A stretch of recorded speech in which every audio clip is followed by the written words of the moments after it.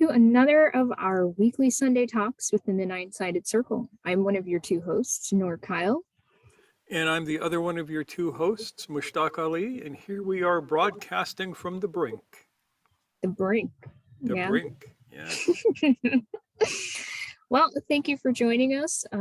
We have some new faces and familiar faces here tonight. Very happy to have you all. And of course, we have many of you watching on the replay on YouTube, which reminds me, we should probably do our spiel, Our Mushtaq. spiel, yes.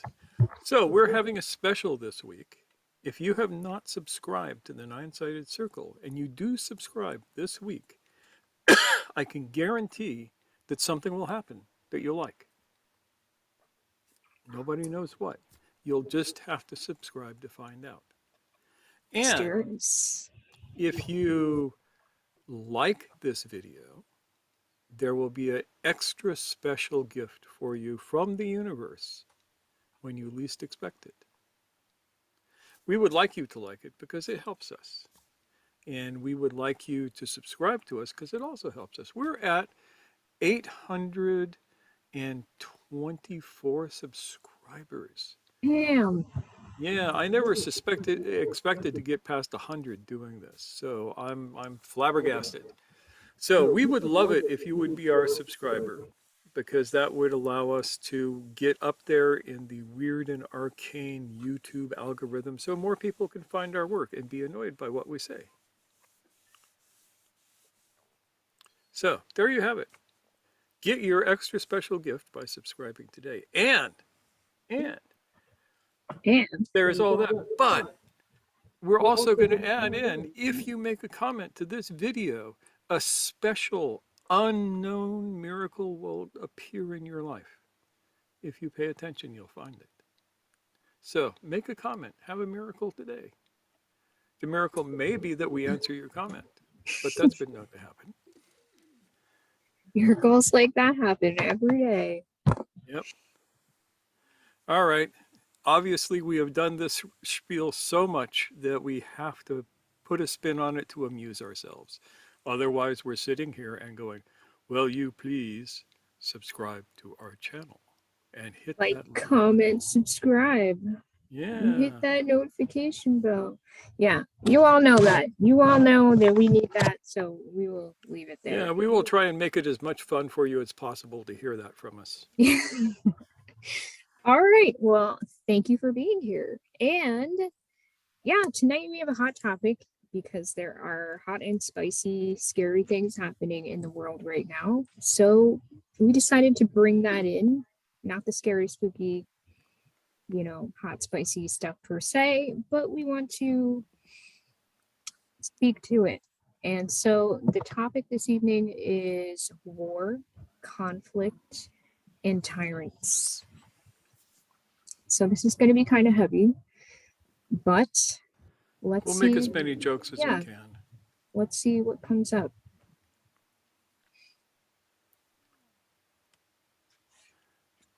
So much time. What were you thinking about when this topic came up? I was thinking about, I'm really sick of this. As I was saying earlier, I barely missed World War II. I skated in right at the tail end when all of the bad stuff was gone. And I was going, because they're not stupid enough to do that again. And here we are. And as it turns out, they may just be stupid enough to do that again. And every time they do that, it's worse. World War I was horrific. World War II was worse than World War I.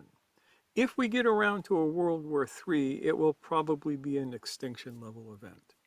Just saying.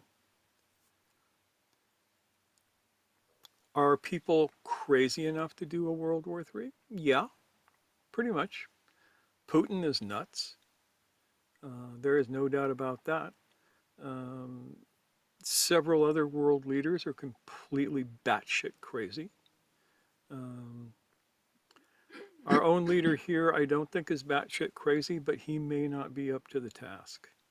I'm a little bit worried. He'd be a great peacetime president, but I think he's going to suck as a war president. But on the bright side, not as bad as Trump would have been. So we have that, I think. I mean, we're partly here because of him. So, Yeah. alas. So be that as it may, that's not what we're here to talk about. That all No. sucks. But why does this continue to suck for century after century after century and millennium after millennium after millennium? There has not been a time since we have started recording history when there have not been wars all over the known world. There may have been 3 days where everybody was at peace, but other than that, we're always fighting. What's up with that? And this is not just these Easternish bad guys. I mean, yeah, every now and again the world gets a bad case of Mongols. This may be one of those, but the world also gets a bad case of George Bush's. And for anybody who may remember him, and I know we've all tried to forget him, he was the guy who got us into a war that lasted over 20 years, cost thousands of lives, billions of dollars, had no end in sight, destroyed a country that had nothing to do with the reason we were in the war.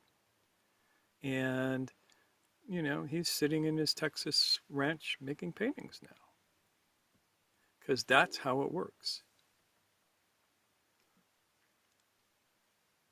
So, why is there war?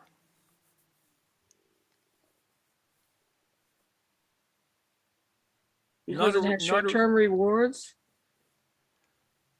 Like what?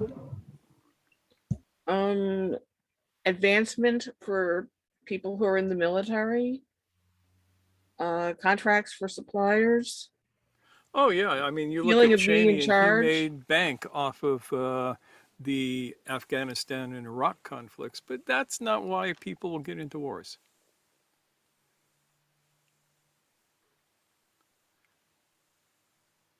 Believe it or not.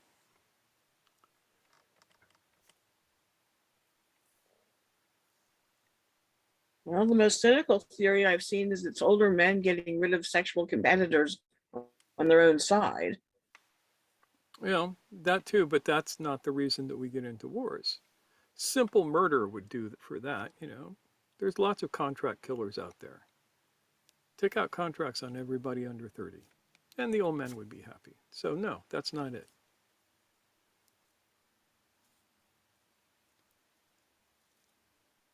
I read somewhere that two planets come in the sky together some near distance and people start fighting on the earth. It seems like it sometimes, doesn't it?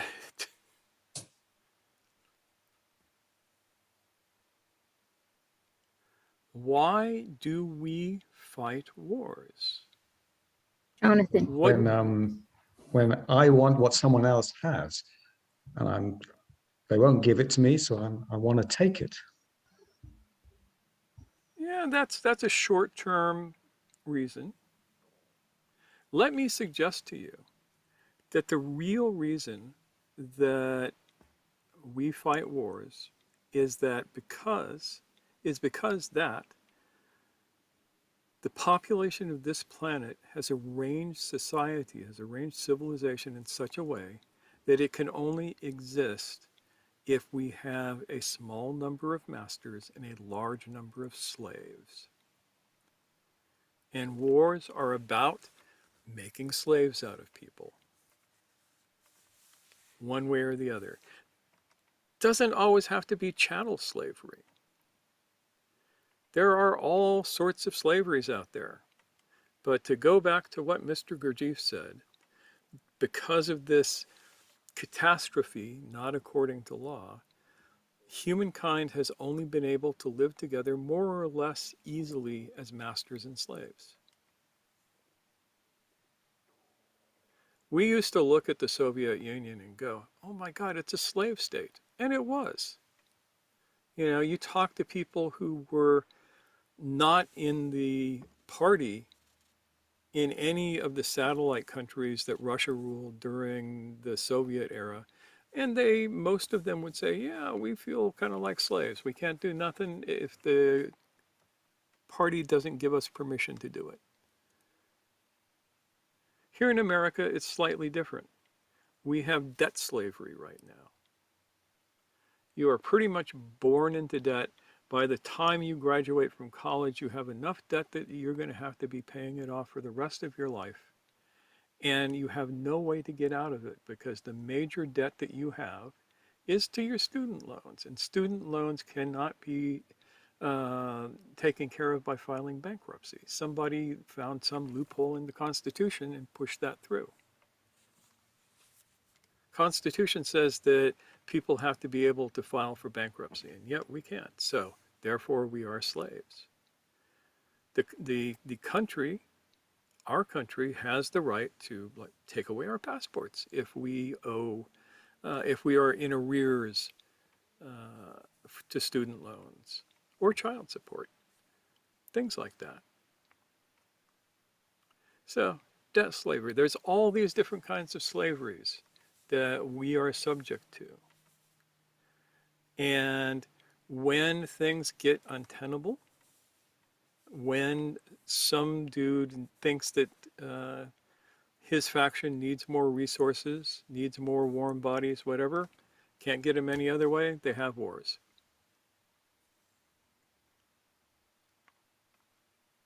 Ukraine is quite the plum for anybody. It has lots and lots and lots of resources. And Putin would certainly like to have control of them. Ukraine is like the biggest supplier of food in that part of the world. And everybody knows, who grew up in the 50s or 60s, that one thing that Russians are is always hungry because there's never enough food. So this all sounds pretty grim, right?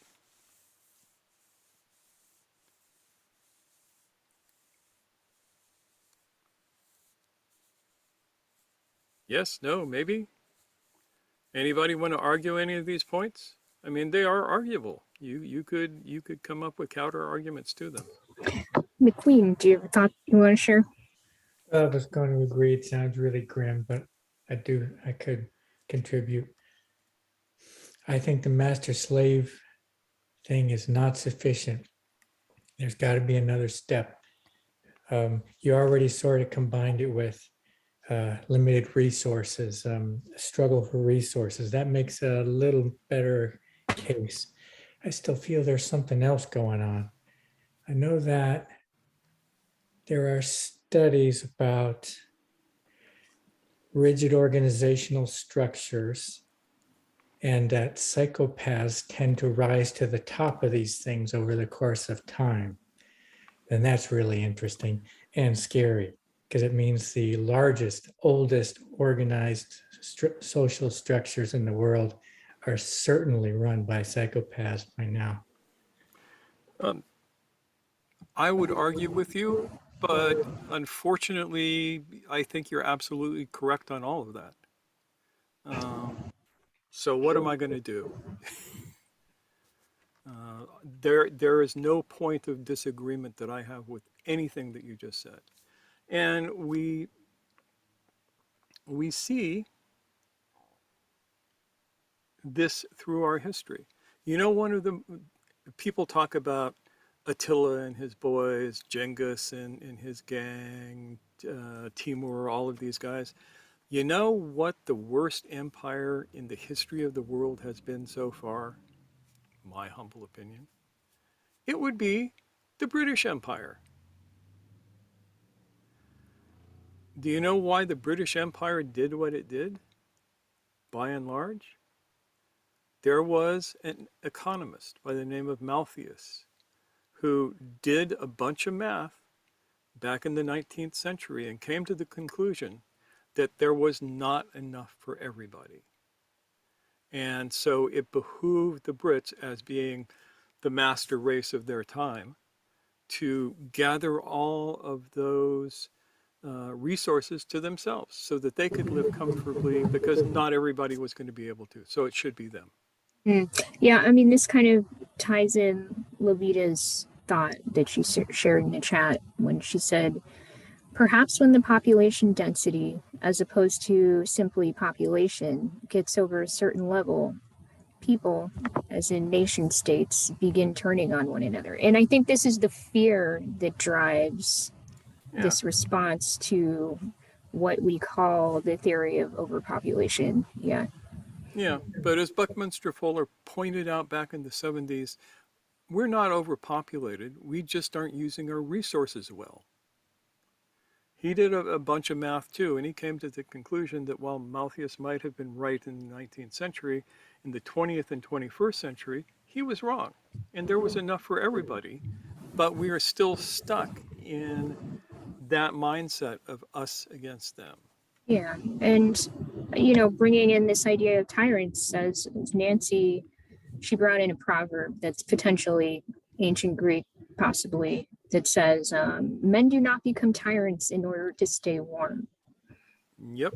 And what that says to me is that resources or no, someone who is driven to a position, to seize a position of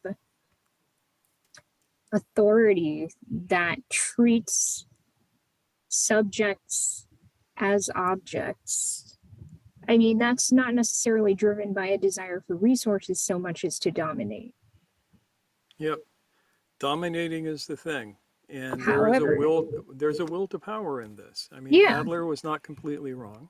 but you can use the excuse, the rationale of, oh, we need to collect resources as a way to, rationalize, cover your ass, make your tyrannical rule seem to be just by Yep. using resource acquisition as an excuse.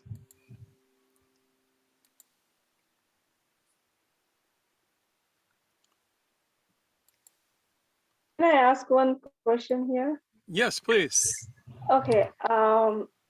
Can we relate this whole thing, like, if there is any kind of violence or going around like over the earth on the mass scale, could it be related to that, the ray of creation that described by Mr. G, like moon wants its share of food to evolve? It absolutely can. And it relates to, in Gurdjieff's terms, into worlds 48 and 96. The only way, and this is going to get right here into the whole Sufi part of this, the only way that this is possible is if most of the people on the planet are living mechanically. Adult, awake human beings don't do this shit.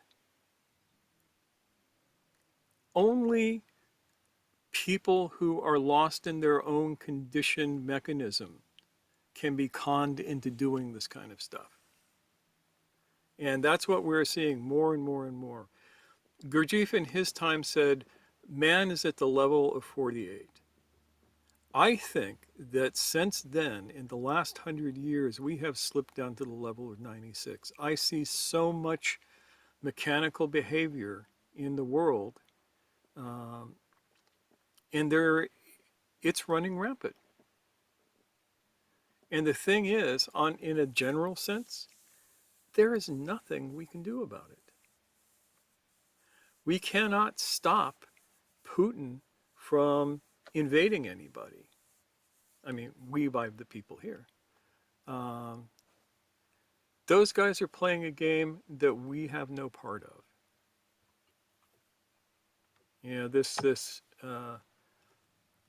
The war of the powers of the earth are not something that we touch for the most part. We have to be, as Jesus said, we must be as cunning as serpents and as gentle as doves in order to do anything. I just wanted to see, Levita, I see you're unmuted. Did you have something you wanted to say? Yeah, but I don't want to interrupt, so You never interrupt, Levita. We like what you say. Oh my. Wow, Yeah. who can resist that? Okay. What I was thinking when I typed in the chat box is that we've all seen in areas where there's wildlife that when the population gets over a certain level, they start to die off because they die from hunger. There's not enough food to feed them. Yep. And a long time ago, we would pretty much the same way, meaning we were hunter-gatherers, we would follow the food. But we don't do that anymore. We're many generations removed from that, but it's still in our genetic memory, so to speak. And when the population density gets over a certain amount, and I don't know what the number is, but it seems like to use that phrase you mentioned a few weeks back, where power attracts the corruptible, Mm-hmm. the corruptible use that underlying genetic, for lack of a better term, anxiety to kind of do that us versus them thing in an artificially inflated war for resources, even though there's really, like, nobody should be starving. There's plenty of food on the planet. We're throwing more food away than we eat. And then on top of it, all of that's like a perfect storm with, as history fades from living memory, we don't have elders to say, hey, don't do that. It's dumb. This is what happens when you do it. And it's no longer real. Like we are seeing with the Holocaust and other atrocities, as the actual people who were there are dying off. Now you see more of Holocaust deniers. Yeah. You know, like it never happened. It wasn't real. It was fake somehow. And human beings are kind of arrogant. We always think we can do it. You know, those people didn't know what they were doing, but we can do it and we won't suffer those consequences. But we're wrong. Yeah. And what you say about people dying off is true. I mean, nothing is more apparent to me this month than that, because this is Black History Month. And, you know, we see pictures of that little girl trying to walk to school and all of those frothing maniacs yelling and screaming at her. I witnessed that. I saw it on the damn news. I remember it. I remember all of that shit. And she's still alive. And she's still alive. It was not that long ago. You know, I remember, you know, when the freedom riders got lynched, all of that stuff. But most people who were there then, I mean, they're like me. They're old. They're going out. They don't remember that. They don't know how bad it really was. Yeah. And so we get things like, oh, critical race theory. Oh, no, oh, no. And all critical race theory is, yeah, we used to be assholes. We're trying to be better. Somebody said if somebody, it was for teachers, if a parent comes to you and says they have a problem with it, they don't want it taught, the teacher goes, well, I don't know. What is it? Oh, yeah. And usually no answer. Yeah, that's one that has been coming up a lot. People cannot define what it is. And I like my definition. Yeah, you know, as a country, we used to be dicks. We could be better. McQueen brings up an interesting thing, Calhoun's Mouse Utopia experiment, which kind of drives the point home. We don't have enough time to go into all the details. Look it up online. You will be fascinated. But basically, you can build a utopia and people will still die off, or mice will still die off. So, yeah, Nancy asked the question, does trauma make people more mechanical? Does it tend to make people It more certainly mechanical? can be. It certainly can be. Yeah. Yep. I can't say it happens in every time because sometimes trauma can wake you up, but I think that 9 times out of 10, it makes you more mechanical because you're running away from the pain. So, What is the Sufi view on all of this? The Sufi view, our Sufi view, other Sufis could disagree. There are all sorts of hats under the Sufi tent. Um, Ours is that we cannot make mass change. We can't change a nation. What we can do is work with the individual. We can create situations by which more and more human beings experience the world from an awake, deconditioned place. And we can teach them how to do it. Uh, this is guerrilla spirituality. This is sneaking into the city at night, finding a couple of people, they're awake. And then you sneak out again while they're going, wait, what just happened?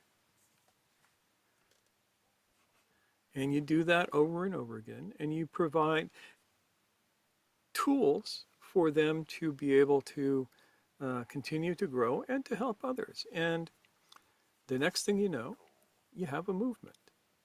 But you don't want a movement because movements get nailed down. I am a child of the 60s.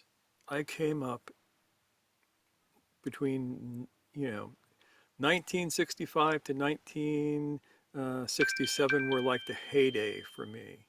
I was in Haight-Ashbury in 1967, Summer of Love. Peace, love, Hare Krishna, what's your sign?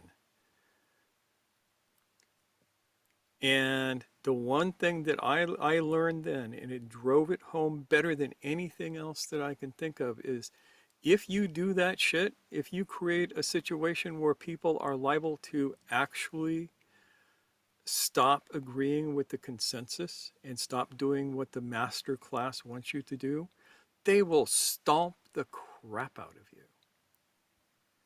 They will beat you into bloody pulps. Think about it. The history of change is the history of people getting beat on with sticks.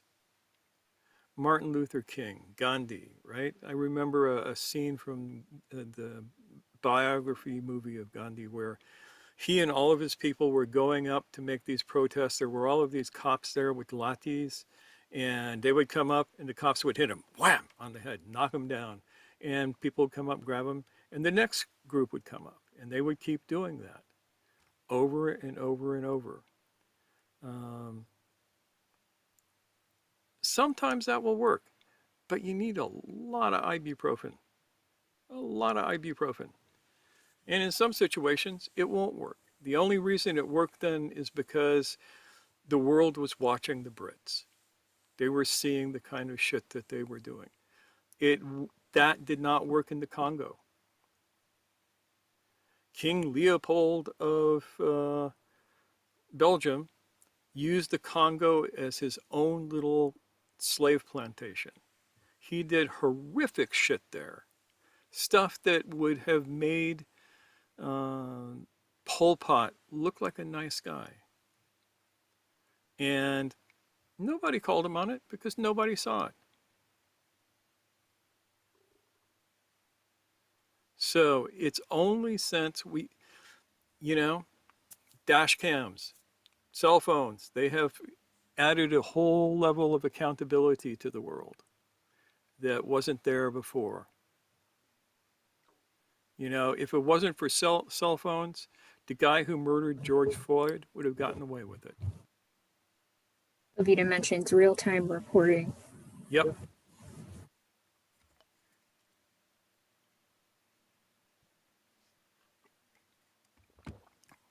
And so you have to bear in mind that if you go that route, at the end of that route is droids with big sticks who will beat you. You have to learn to like the scent of tear gas. First time I ever got tear gas, 1968, Berkeley, California, Telegraph Avenue, right by People's Park. I was there because I would like for people to not be fighting all the time. And that would get you tear gassed. Think about that.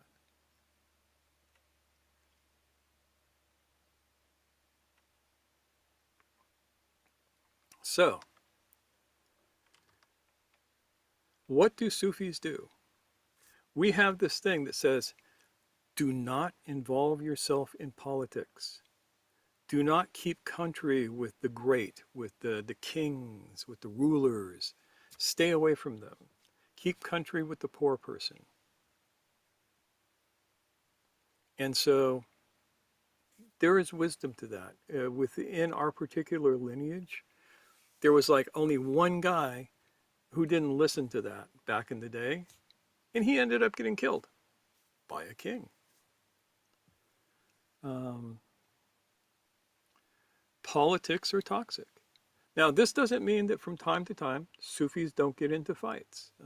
The British and the Italians discovered this in North Africa back at the turn of the 20th century when they decided, oh, this all actually belongs to us.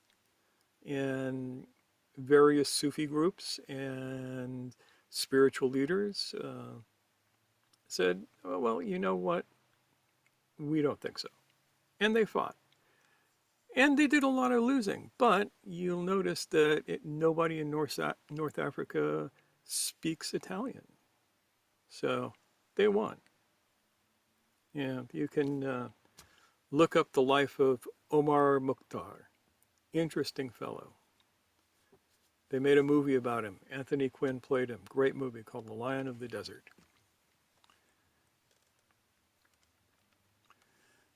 But that's the exception, not the rule. Sometimes you have to pick up the sword, but way, way better to pick up the book. Way better to teach people how to free themselves. So when you say not getting involved in politics, I think it's important to clarify what you mean there. That means that for me, I am not going to join a political movement. I am not going to go out and campaign for some dude because as far as I'm concerned, they're all corrupt. I vote every election unfailingly and have for ever since I got the vote. But trying to fight at a political level is a way to maintain the status quo.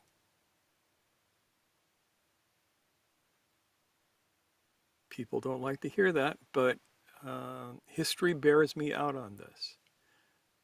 There is no movement in this country. I mean, we had the civil rights movement, right?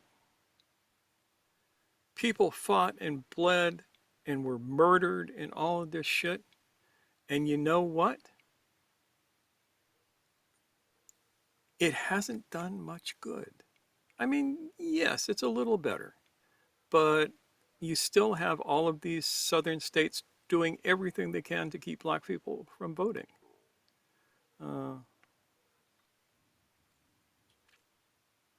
Mass incarceration. Yeah, all of that shit. Yeah. And Swati points something out. Sri Arvind did similar thing during Indian freedom fighting movement. Yes.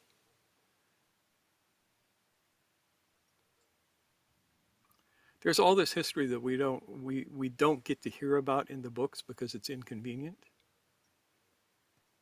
So most people in America don't know who he is, which is a shame.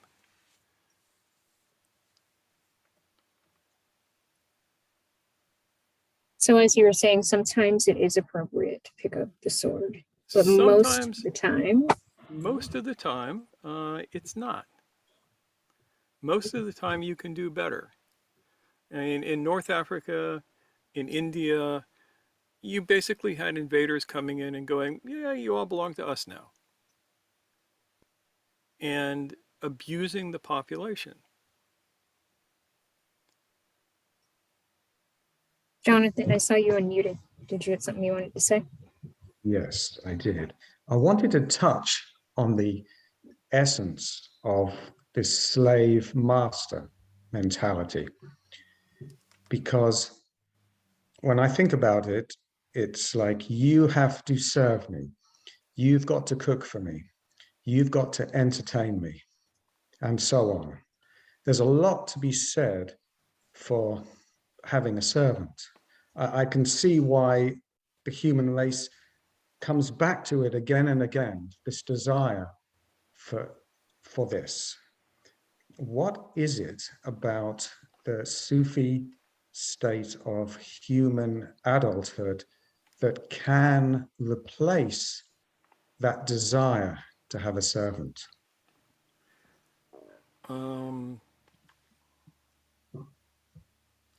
Part of it is that the Sufi themselves is the servant.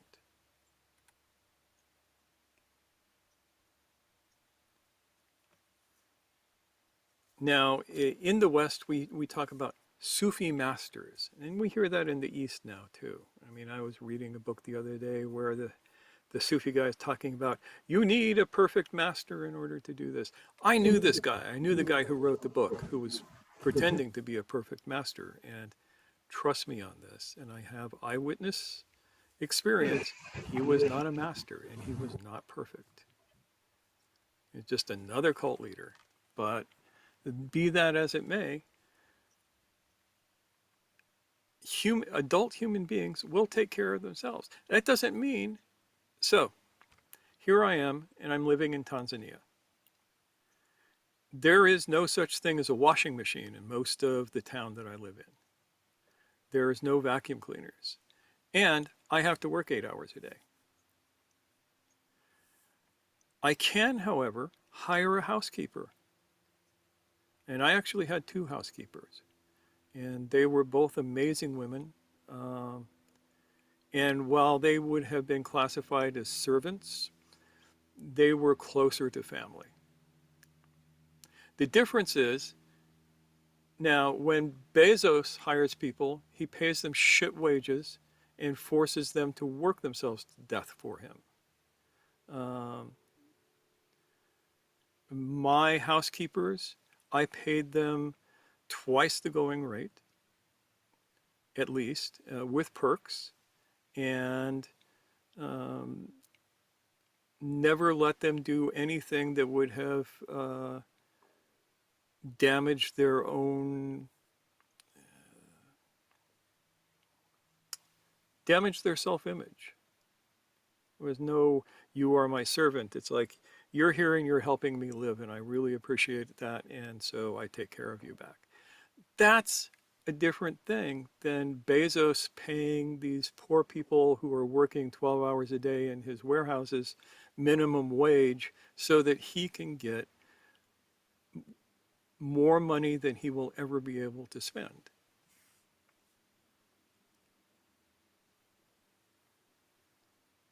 You see the difference there? Yes, you had consideration and care for those women. And they were not under me. They were, in fact, much more capable of surviving in that environment than I was, especially when I first got there, because I didn't know nothing and they knew everything. So our relationship was one of mutual respect. And it was fun. People got weird because one of them, Mama Juma, she would chide me. She would make me speak Kiswahili. She would not let me use English. And she was like, she would actually scold me sometimes. And people would look at like, why are you letting this person do that? And it's like, because she has the right. I'm in her country. I need to learn to speak her language. And she's helping me. But you don't get that too terribly much because it's all ego stuff.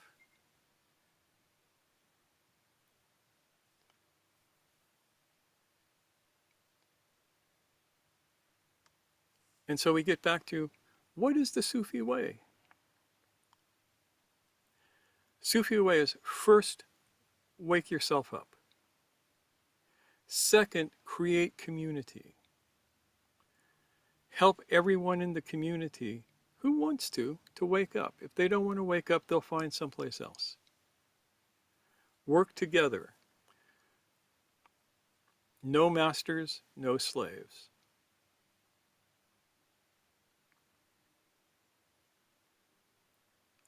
This is why one of the first talks I ever did was about the difference between vertical and horizontal teaching. True Sufism, as far as I'm concerned, though there will be people who disagree, is based entirely on horizontal teaching, not on vertical teaching. Hierarchies are for slaves and masters.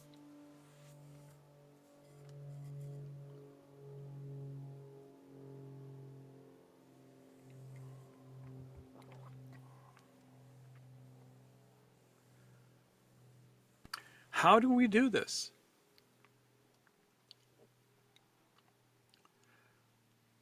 You just hinted at it. Yeah. Saying respect, uh, actually recognizing that person as a human, as someone who's not beneath you, who's not an object. You said it all in your previous answers just then, being respectful of them. That's what I was thinking of, that when, if not necessarily just walls, but even in your own workplaces, in your homes, in your families, you know, the ambition that exceeds your compassion is going to be stretching that hierarchical system, you know, so that there's no respect for the person who's on the bottom or the feelings of another person. So when we stop actually empathizing and recognizing that person has feelings, that person has value, if we don't honor and respect that, then Yeah. our compassion, if our heart goes out, as in like disappears, we can't operate as mature adults. Yep.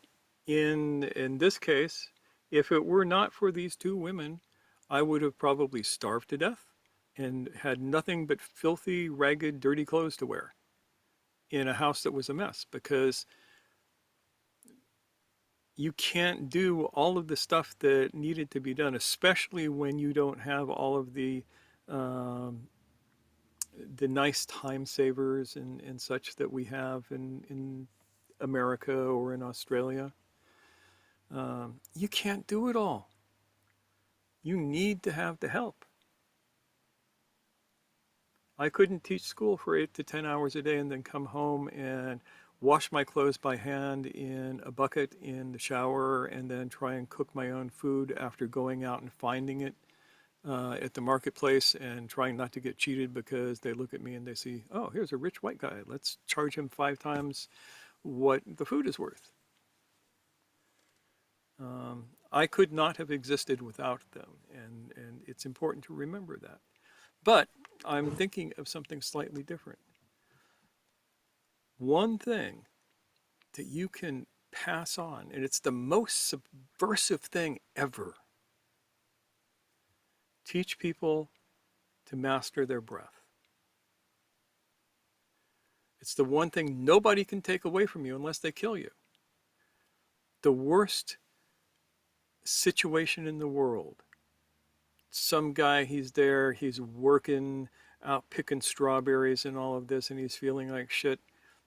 Teach him how to breathe, and his life will get a little bit better, because it gives them a certain amount of control over their life.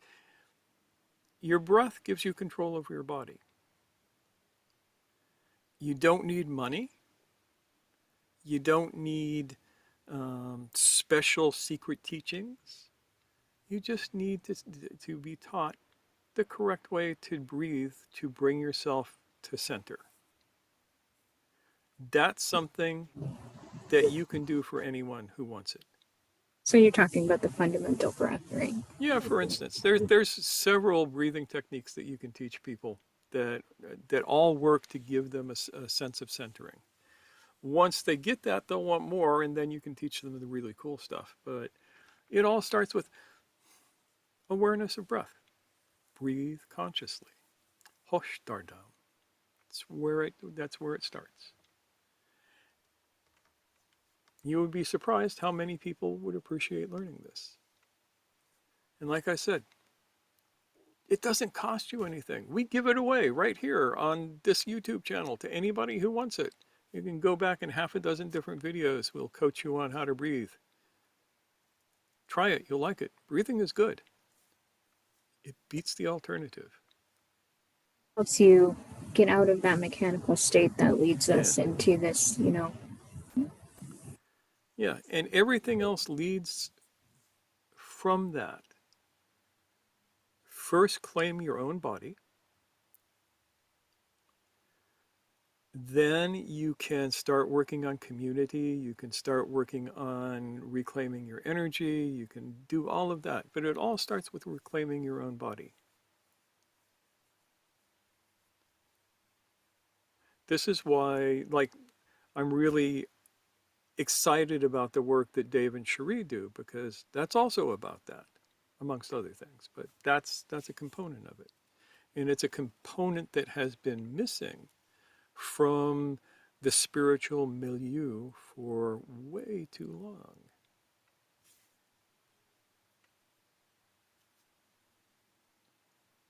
Does that make sense? I mean, I can sit here and rail against the assholes in Moscow or whatever for the entire hour, hour and a half that we're going to end up talking.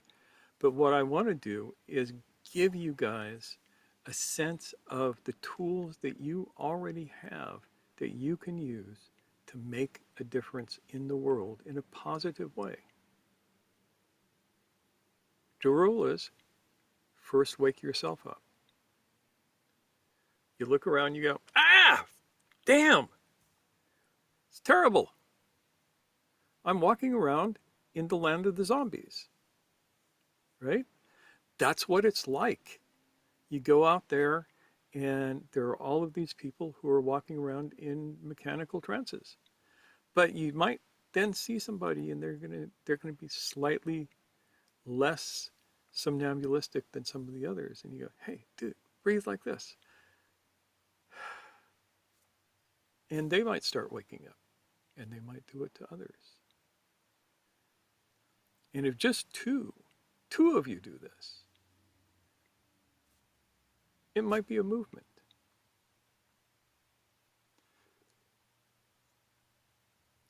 You can get anything you want. Yeah, no. Wrong movie, sorry.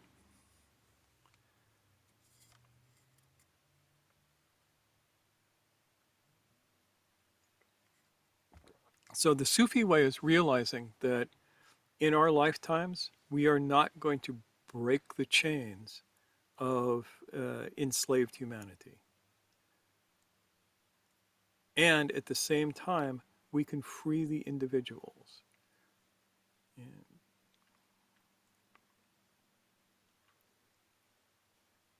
does that make sense? Help anybody who wants to slip out, slip out. Teach them how to live the life of the sly and cunning person so they don't get noticed that they're no longer droids. And sooner or later, there might be more of us than there are of them.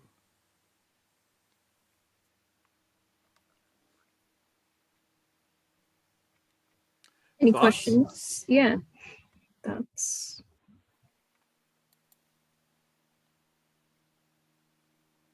I got a question, which is probably a nice, easy, slow pitch for you.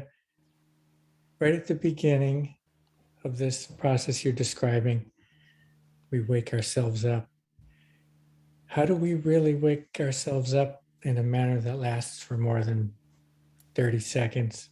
Then we're enslaved by our passions again, and somebody bumps us and we want to turn around and smack them. You know what I'm talking about. Oh, yeah. Yeah, and the answer is, how do you get to Carnegie Hall? Practice, right? It takes willpower to do this. And that's one thing that most people don't have any of. So you develop your will through the practice of struggling to stay awake. It's easy to wake up. Easiest thing in the world. And I have said this over and over again. All you have to do is ask yourself, am I awake or am I asleep? And when you check inside, the moment you do, you're going to wake up for a second. Holding that is trickier. So you practice and you use your will to keep coming back to that awake state over and over and over again. Yeah, somebody does cut you off in traffic and you're ready to yell and scream, but because you know how to breathe and because you would rather be awake, you can go, okay, let that go. There's that. That's the basic answer, and it sounds a whole lot easier than it is. The working to stay awake is really hard, and it's a struggle. The struggle becomes easier if you are in community. I cannot stress how important community is in this. You get 5 people in a room, all of whom want to be awake. They're going to be helping each other stay awake. You get 10 people, and they're going to help each other even more if they are all, if they have the will to be awake. Each one of us can help the other. Uh, one of the wonderful things about living in the same house as Noor, she helps me be awake. Because if I'm not awake, she'll notice. I get to smack him with the bamboo stick. Yes.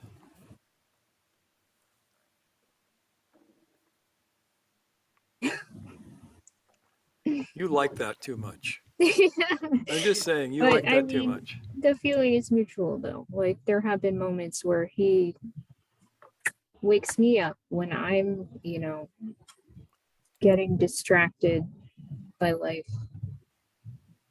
Stupid stuff. It helps. I mean, that's unfortunately we are not able to work together in person, all of us, but this is something. This is definitely better than nothing. And if we're able to have one-on-ones together, we have lots of conversations where we work through those things that tend to get us caught up and fall asleep. We have a question from Levita. What about the crowd mentality that creates dogma from being awake, that puts us back to sleep, if that makes sense? Well, I mean, oh yeah, yeah. That is part of the. I sometimes refer to it as the dark side of the force, but I prefer to refer to it as the goddess Maya. The goddess Maya's job is to keep you asleep. And if you are kind to her, she'll give you good dreams. And she is an incredibly powerful goddess. More powerful than most people realize. People think, oh, she's just a little girl over there, and here's Shiva and Vishnu and all of these guys, and they're big and strong. But she's out there going, just go to sleep. Wrap yourself in the blanket of illusion. very cozy. Yeah. And this is something that we have to constantly be on guard against. That's part of being awake. Part of the trouble with doing movements is that every movement will be co-opted by Maya and her consorts. Christianity, within a generation, had been stolen. It went from these incredibly profound and incredibly difficult teachings to, say the magic words and you get to go to heaven. Islam got caught up in infighting. Yeah, Islam, before the Prophet's body was cold, they were carving up the kingdom. And it led to some horrible things. Over and over and over again, we've seen this. I mean, you look at like Jim Jones. Jim Jones started out as a nice guy who had really good things he wanted to do, and he ended up killing hundreds of people for his ego. So movements will do that. So we avoid movements. This is not a movement. You can tell this is not a movement because there are no leaders, except for maybe Noor. She bosses me around, so she could be the leader. Yeah, but I mean, this is we've talked about this before, where sometimes we're in the role of teacher, but that shifts depending on who's the person with the most expertise in a given situation. Yeah, and we have a really clear understanding that playing the role of the teacher does not make you better than the person who is being taught. Yeah, There is no hierarchy. it's not a lifestyle. Yeah.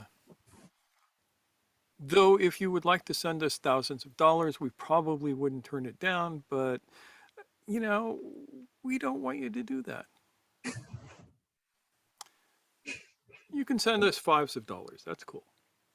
Even tens of dollars if you want. But if you have thousands of dollars, take a bunch of that money and go out and feed poor people. That would make us happier. Maria, I see you're unmuted. Did you have something you wanted to share? You get frozen? No, she's moving. I was thinking about when you're talking about groupthink, it's like the emperor's new clothes.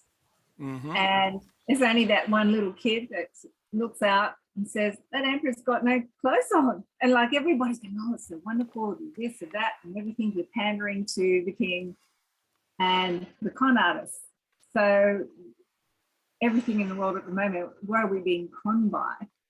Those leaders who cannot be questioned and challenged, they're the ones we should be afraid of. Because in this system, in this group, you can challenge, you can question, you can wonder, you can bring forth whatever you're thinking, which is not going to happen in Russia. But if the Russian people can say, you know what, I object to this is not right, then maybe this will.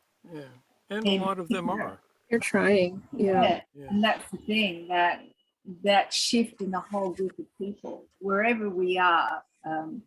If you see someone whose ambition is running over people and demanding more and more and more and more, then they're the people that you need to treat with a certain amount of diplomacy and a lot of wisdom, so that you can, if you can't get them to shift, then you can't be with them.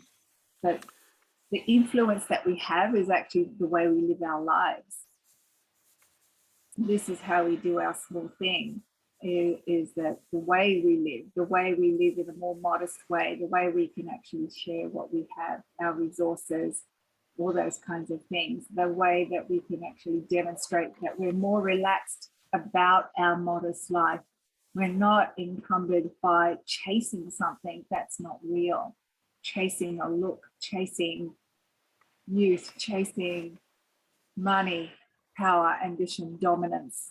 If we're not chasing that, then that compassion balances that out. That if we set that example most of the time, because I have to say that when I get cut off, I still scream out, asshole! And then I just keep like, I'm back to being, I laugh at myself, but I will actually call out. And it's funny picturing that. It is actually possible, I'm told, to yell asshole at somebody and do it while awake. Yeah, I thought, whoa, and it makes me laugh. Because I feel better, but I'm not going to like live in there as much as I used to. And that's a good thing. You know, the awakeness, there's moments of lapse and there's moments of sharpness. No problem. But yeah, the more you live in this modest way that we're doing, I think is a wonderful thing. It shows people there's a possibility to be happy right where you are. As Dave and I know, that happiness for no reason thing. Yeah. Just like we're happy with our little havens and what we have and what we can share, we share. We just do it. There's no question. That's how I can see we can make that difference. Yeah. Yeah. And I mean, we've also talked about, there's nothing wrong if you're doing things like through right action and all with acquiring wealth per se, but it's about enriching others, not necessarily hoarding it for yourself. Yeah. Blessed. Some of us get blessed in ways that are just remarkable about what we do with that, what we can do to share that out is quite different from saying, I'm just going to acquire more and more and more. How many houses do you need? How many boats do you need? Yeah. Just how many Rolls Royces are you collecting these days? Yeah. We're actually experiencing another disaster here in Australia again on the East Coast. We've got flooding of, when they say there's a 1 in 100 year flood, well, it's happened again today. And some people have had like 14 meters of water just. Jeez. That's terrifying. Breaking all the records from the 1800s. This is all in Queensland, northern New South Wales. And I learned a term today, which was this weather system is called a river in the sky.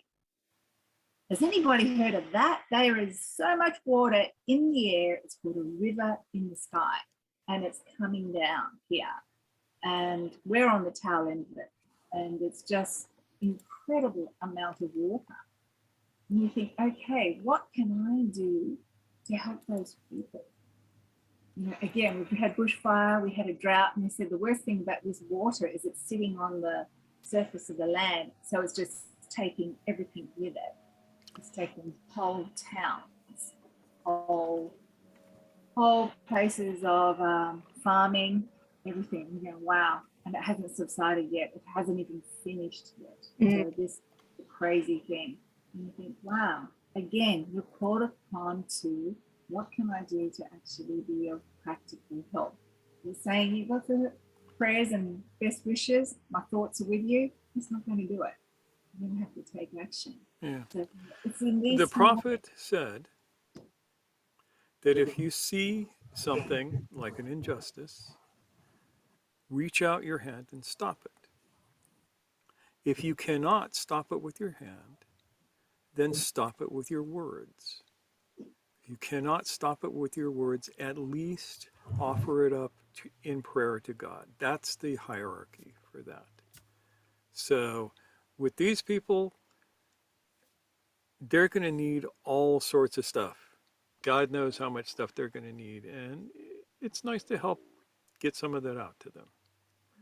If you don't have a lot of stuff, you can tell people, hey, these people need stuff.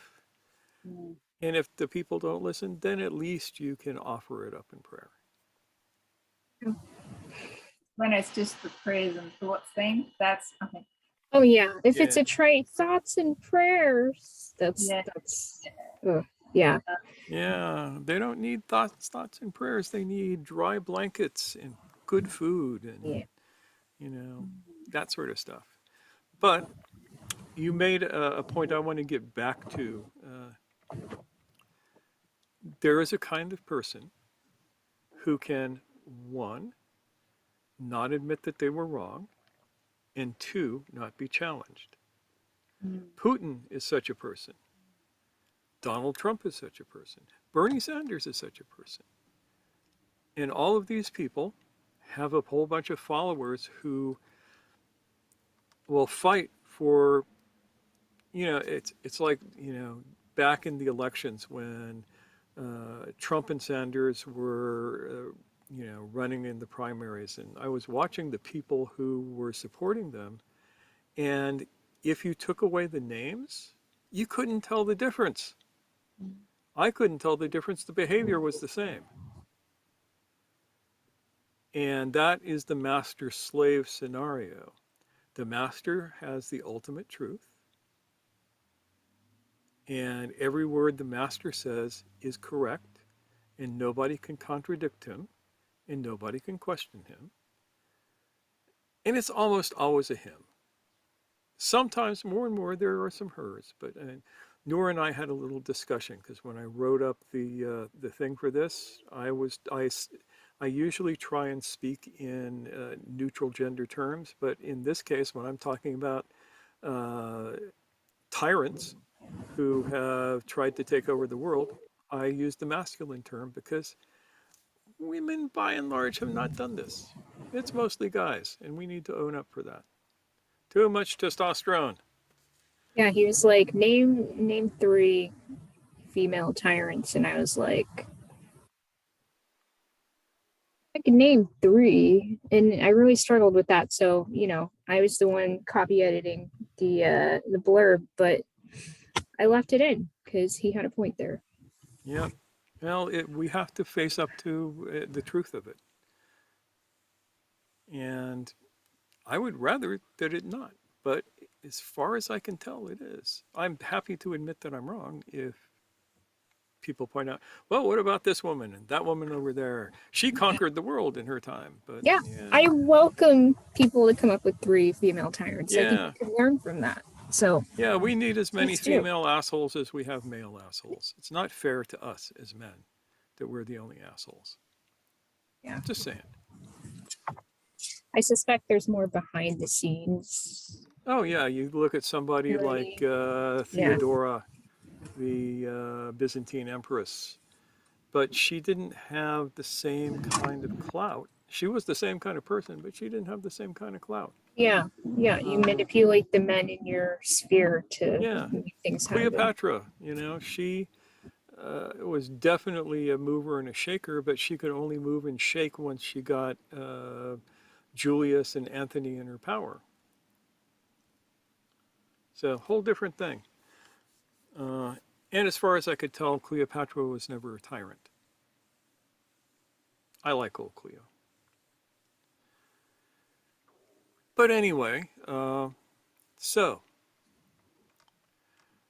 the Sufi response to things like Vlad invading the world is to be quiet, circumspect, take care of people, and to offer a way to break your conditioning.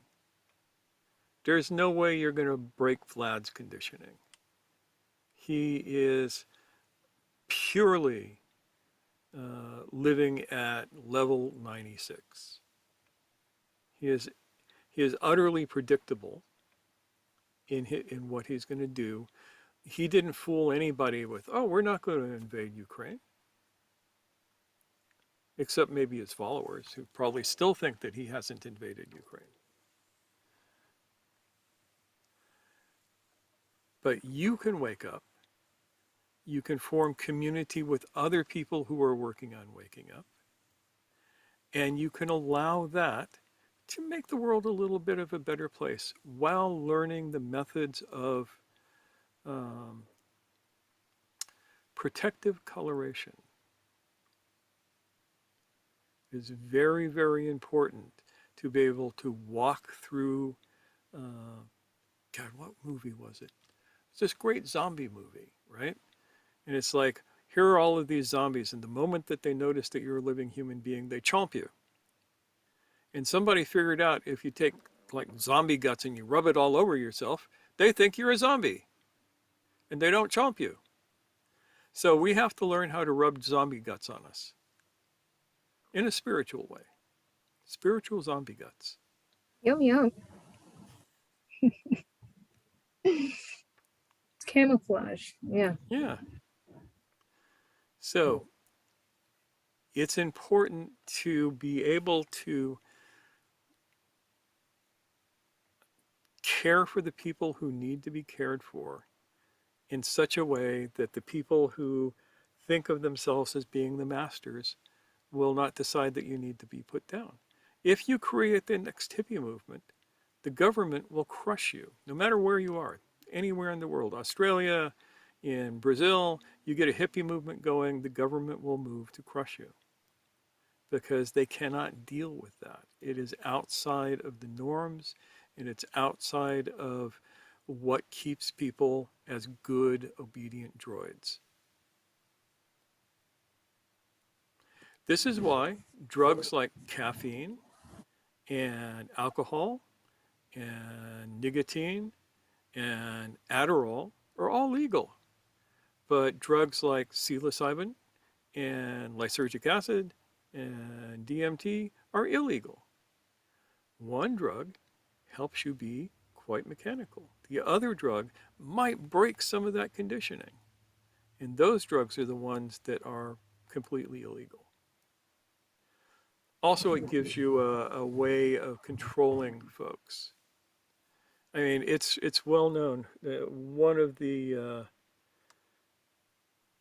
of Nixon's guys pointed out, you know, we knew that we couldn't make being a hippie illegal. We knew that we couldn't make being a civil rights activist illegal. But we could make the drugs of choice of hippies and civil rights activists illegal and stomp the crap out of them when they smoked a joint, which is what used to happen. Back in the day when I was a kid, being caught with a roach, a little butt end of a joint, was worth 5 years in prison. I kid you not. So those are ways that society will control you. So you have to be clever. I mean, it also sounds like, at least in our tradition, we do not want to become martyrs. We want to stay alive to do the things that we strive to do. To quote one of my favorite World War II generals, we do not want you to give your life for your country. We want you to let the other guy give his life for his country. I cleaned it up a little bit.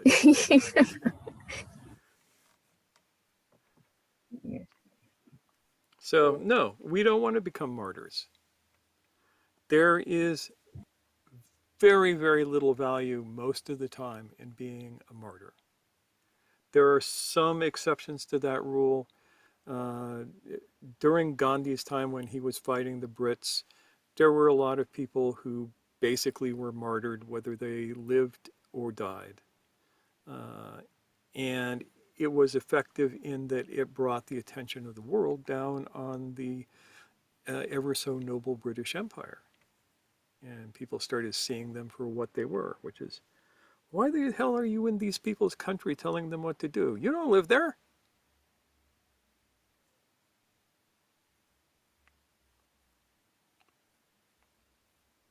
But most of the time, it's better to let the other guy be a martyr.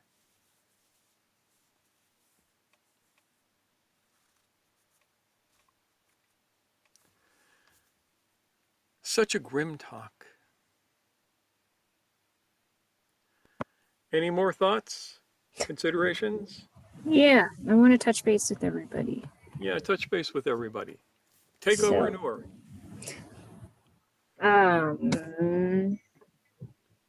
Rowan, what are you thinking about? It's a confused mess in my head, thinking about a lot of different things in a different direction. Thinking about arthritis and Harkonnen and how they're basically the same. But the one trying to be the nice ones and the other being more open about their horribleness. I've been thinking about this a few times, sort of the West doing the arthritis thing and the Russians doing the Harkonnen role. Yeah. And they are two sides to the same coin. And most people don't realize that when they read the first book. Yeah, I had a talk with Malu about that actually, because she's always one book ahead of me. And so that's, I read the second one, so we were talking about that. So we can always talk about what I have just read, and then we talked about this, that it becomes quite apparent in the later books, but in the first one, you can still think that there's this good and evil dynamics happening, and there's the heroes, and eventually everybody has something about them that's not perfect and it's not shining and amazing. I like to think of that right now when people are quick to take sides and paint, also this side as really honorable and amazing, and the other side is the terrible one. This is also something that's happening now. Being here in Germany, it's quite impressive to see how quick we are to change our policies and views on war and sending weapons to conflict areas and stuff we had in place for many decades have been fallen over within a day or two now. Yeah, I have to say that surprised the hell out of me. Yeah, I didn't expect that. I did not see that coming, and especially in the specific situation I'm not going to get into, since politics is, as you've mentioned. But still, that's thoughts that I had is that this happens very, very fast, that we think that the one end is shiny and the other end is dirty, and now we know which one is which. And I'm looking at that kind of in awe, but also relieved in a way by what everybody has been saying, and my personal experience of actually being in the breath while watching the news and watching the announcements and having a first-person experience of the effect that it has of actually giving me a solid foundation in the reality I'm in. Yeah. Yeah. Yeah, and the thing about he was referring to the Dune series of books. The Atreides appear to be the good guys, the Harkonnens appear to be the bad guys, but you don't discover who the real good guys are until the end of the 6th book. Then you might have a sense of what good guys actually are. Just a thought. Thanks, Roland. Yeah, I know it's pretty heavy considering this is like in your neighborhood. So yeah, that's real. Sydney, how about you? Yes. Just listening, learning. Cool. In response to Mushtak talking about, you don't figure about who the good guys are until book 6, and Dave says it's the worms, isn't it? Could be. Yes. Could be the worms. No, Sydney, you're just hanging in there. Good. All right. I won't put you on the spot too much.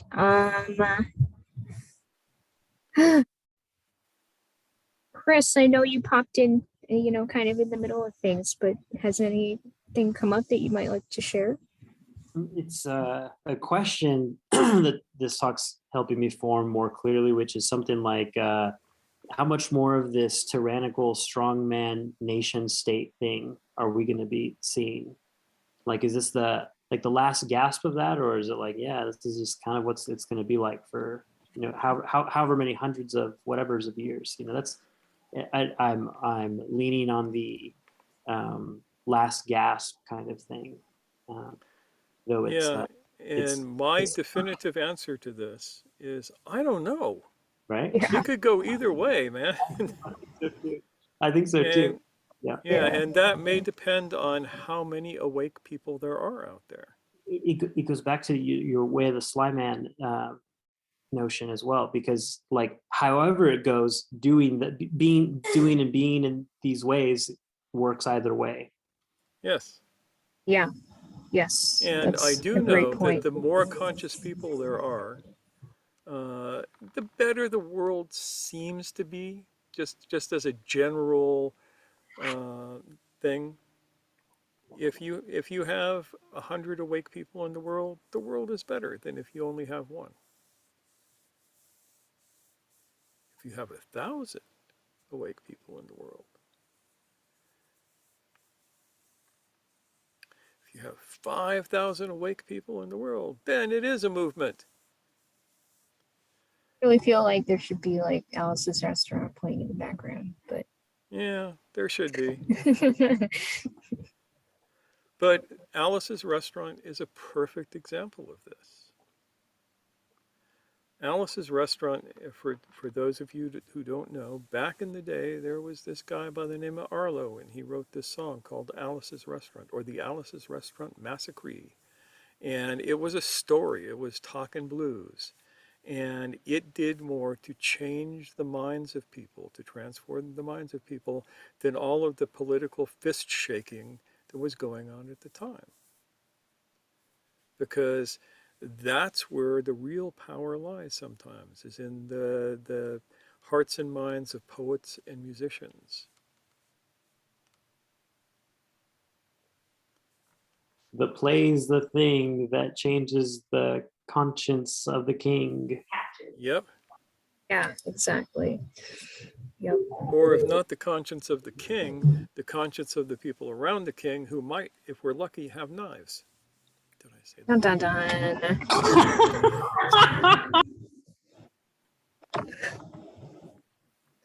Thanks, Chris. Yeah, you brought up some really great points. And sure, Levita actually replies to that by saying, you know, we may be getting ready to experience the eugenics wars several decades late. Yep. And sadly, there might be some truth to that. Mm. Many of us will not get that reference because we weren't avid science fiction readers back in the day, but some of us will. All right. Dave, how about you? Yeah, I've got a curveball. So we have this era where we have video cameras and dash cam things and cell phones, like was mentioned before, but we also have social media feeds, which are observable. And going on like 8 years now, I've posted nothing on politics and the powers that be because I saw long ago the actuality of that statement about you can only change yourself. And so why increase the static on the antenna? I know that I can't change it. It's not that I don't care about it. It's that I literally can only really work with me and small people around. So with this conflict, I will say nothing. It's not because I don't care. It's that each side has sons and daughters that mothers loved on it. And I have absolutely no power over it. So I just keep doing my little thing here over the other side of the world. But I think there is something to the fasting is the best medicine thing. So it's a litmus test. Can you completely abstain from saying anything about the current situation?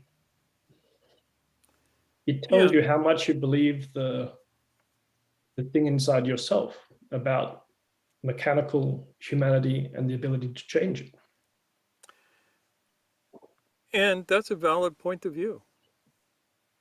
I would say that it is also a valid point of view to speak of the situation from as awake a state as possible when it seems appropriate.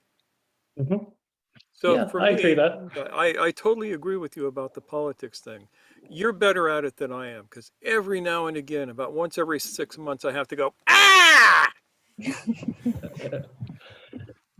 Yeah, but, I agree about the timing. I agree about the timing thing. So if you have a student and they come to your class, and let's say they're from a nation that's in conflict, and I maintain complete no politics of any type, and politics is like in italics as well, because politics is not just about nations. When I teach, no politics at all. We're doing work on our bodies, that type of thing. Let's say that someone has some type of something like that. If I challenge them at a certain point about whatever viewpoint they have, they leave. Nothing can be done. But if we work for years and they're getting somewhere and something comes and they come and ask me, what's your view on this situation? Sure, I'll tell them if I feel it's appropriate, because it's a completely different dynamic. It's no proselytizing if I talk out at them. Yeah. They've asked me after years of knowing me, look, I'm warring with a little bit this issue in myself. I'm conflicted. I go, well, I have this opinion, but I can see that lots of people have other opinions. It has a completely different charge than if I actually go outwards. It's a indirect, not really. It's the 0 point charge, not the plus or the negative in that situation. Yeah, and I am minded of an event that happened back in the day when good old baby George was in power, and he was getting ready to invade Iraq. At the time, my teacher had me teaching lot and running a speakeasy Sufi group on the weekends at the studio for anybody who wanted to come. And people would come, and we would do zikr, and I would do talks. And a couple of people brought this one woman who was their friend. And she opined to me that it was necessary for us to invade Iraq because of the weapons of mass destruction and because of 9/11, specifically because of 9/11. We talked for an hour. I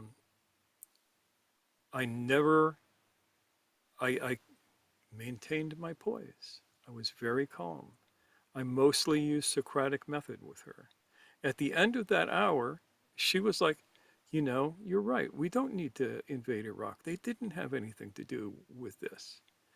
Sometimes, under the right circumstances, you can make a difference. That was a special right circumstances because it became a teaching for everybody. And it was a great teaching for me because I felt very passionate about what was going on with Bush wanting to invade everywhere and steal everybody's oil.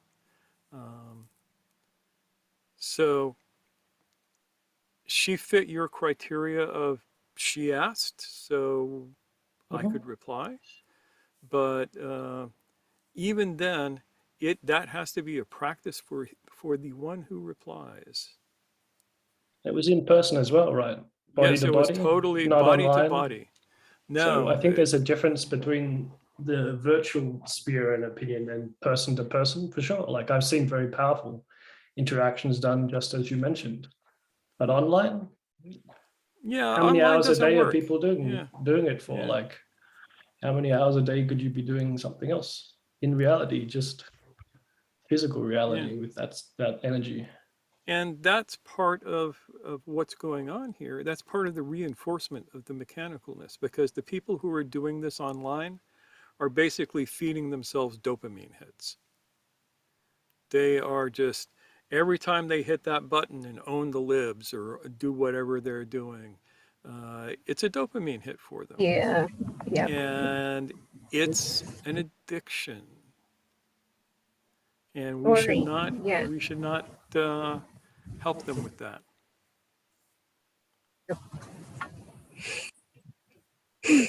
Thanks, Dave. Yeah, that was good thoughts, Dave. Yeah. Mr. Keem, how about you? Nothing. I don't have any. But it's interesting to see this the war thing happened in Russia and looking at the comments here in our place here in Indonesia, how some people are supporting the other side and the other people supporting another side.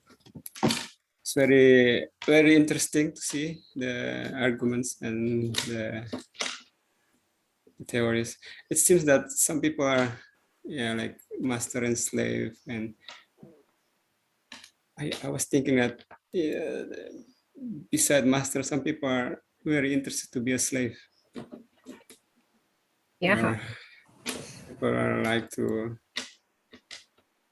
be what do you say, to be in the part of that master, like to follow masters, strong people. Yeah. Yeah. I mean, we see that in Sufi circles too. Everybody's like, where is the master that's going to direct me so that I don't have to take responsibility for my own choices. And No, something like that. Yes, I can. Some people I see doing that, and I think that's also. yeah, I mean that's an apologetic that people offer for dictators and tyrants and stuff. Like, oh, but you know, people don't know how to direct their own lives. They need somebody to tell them what to do. And Yeah, like here, people say, "Oh no, Putin is helping the Muslims in here and there, so he must be a part of the good guys." I don't think he gives a shit about the Muslims anywhere. Yeah. Yeah, and it looks like people are getting tired, so we need to wrap it up because this has Yeah. gone on for a little while. It has. I want to make sure our guest is able to chime in. I mean, all of you are our guests, really, but Yeah. new people. Swati, did you have anything else you wanted to offer before we say goodbye? Not really. I'm good as of now. All right. Thank you so much for Thank letting us you. call in for the session, though. Of course. Yeah, and thank you for coming, and I hope that you will come back sometime. Feel Yes. welcome here. Thank you. Please do. Yeah. All right, so we can go on Brady Bunch mode and wave goodbye to each other and everybody who's watching on YouTube as well. Bye, folks. Bye. Thanks for Bye. sitting with Thank us you. and take good care till next week.